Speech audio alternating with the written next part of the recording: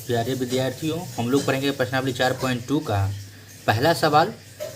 कहता है गुणनखंड विधि से निम्न द्विघात समीकरण के मूल ज्ञात कीजिए। पहला का पहला दिया हुआ है x² - 3x - 10 = 0। ठीक है, तो इसको जो है गुणनखंड विधि से मूल ज्ञात करना है। चलिए आज ये इसको गुणनखंड तोड़ते हैं। यहाँ लिख देते हैं हल। एक बार इसको लिख लेते हैं हल। x² - 3x - 10 = 0। ठीक है, अब देखिए गुणनखंड में नियम होता है, गुणनखंड का नियम होता है कि a और c को गुना किया जाता है।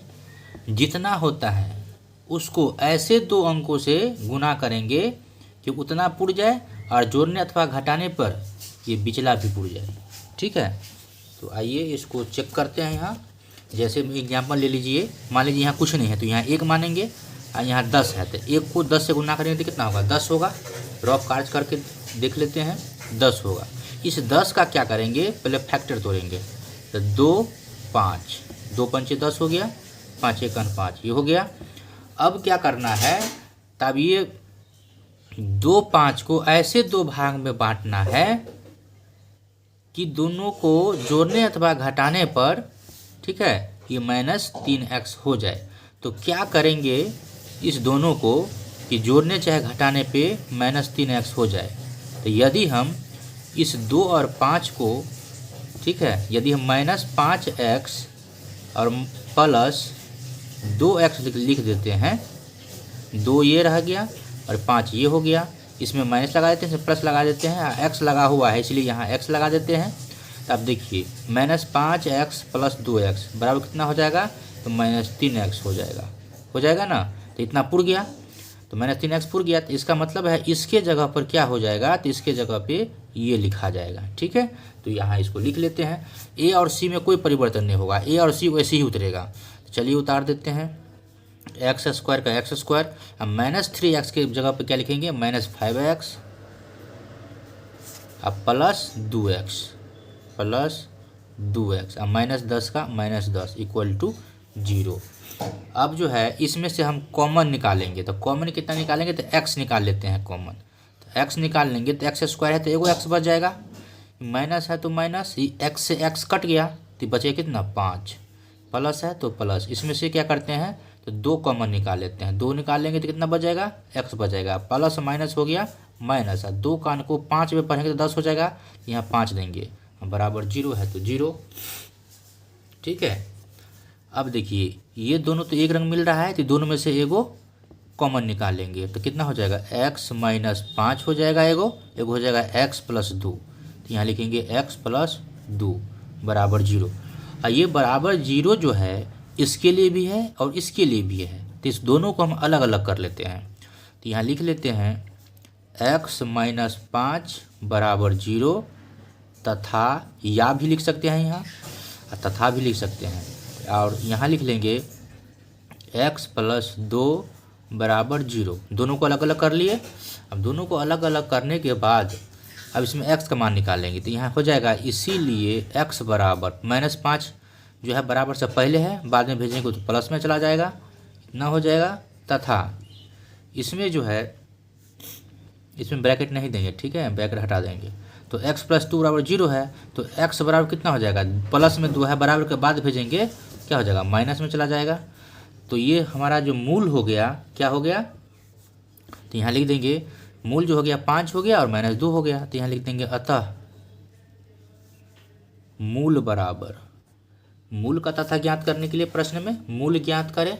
ठीक है, तो मूल जो प्राप्त हुआ 5 और -2, तो यहाँ लिख देंगे मूल बराबर 5, -2।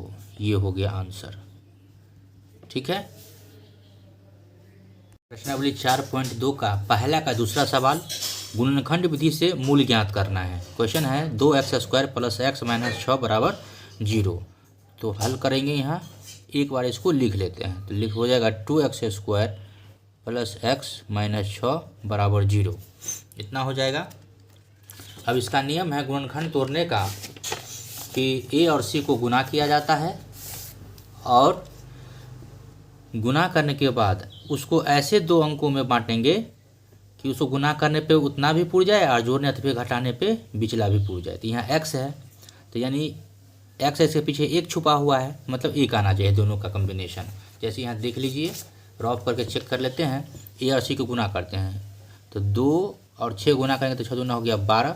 12 का गुणनखंड जब तोड़ेंगे तो 2 से हो जाएगा 6, 2 से 3। ठीक है, इतना हो गया।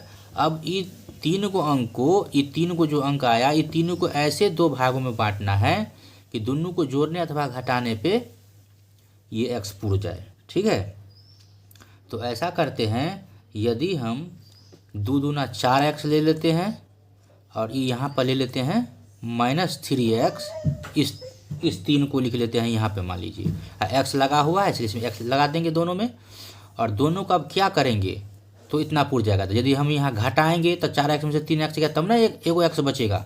यहाँ प्लस में x लाना है तो प्लस में x तो आ गया, तो इसका मतलब घटाना पड़ेगा। तो बस इसी प्रोसेस को इसके बदले में लिख देना है। तो चलिए लिखते हैं, यहाँ देंगे और का चिन्ह, चूँकि आगे बराबर है, एक लाइन में डबल बराबर नहीं होना चाहिए तो इसलिए पीछे और का चिन्ह लगाया जाता है।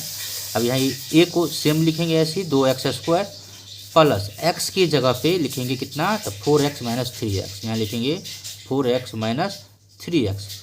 ठीक है, इसके बाद बच गया -6, यहाँ लिखेंगे -6 बराबर 0, तो बराबर 0। चलिए इसमें से कॉमन निकाल लेते हैं।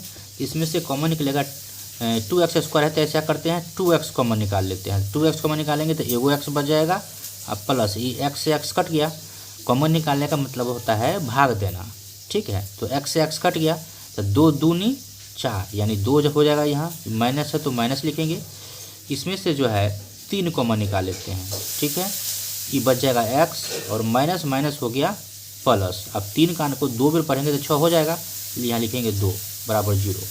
अब देखेंगे जब दोनों जो है ये दोनों एक रंग मिल जाएगा तो समझेंगे अभी तक जो हम प्रोसेस किए हैं वो मेरा सही है।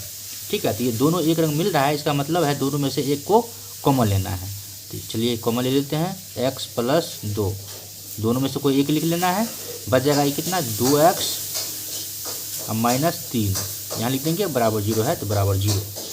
अब ये 0 दोनों के लिए बराबर है तो दोनों को अलग अलग कर लेंगे। यहाँ लिखेंगे x + 2 बराबर 0, या हो जाएगा 2x - 3 बराबर 0।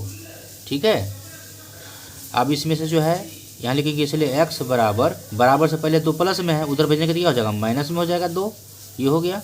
या इसमें से ये हो जाएगा 2x बराबर 3 को उधर भेजेंगे तो प्लस में 3 चला जाएगा।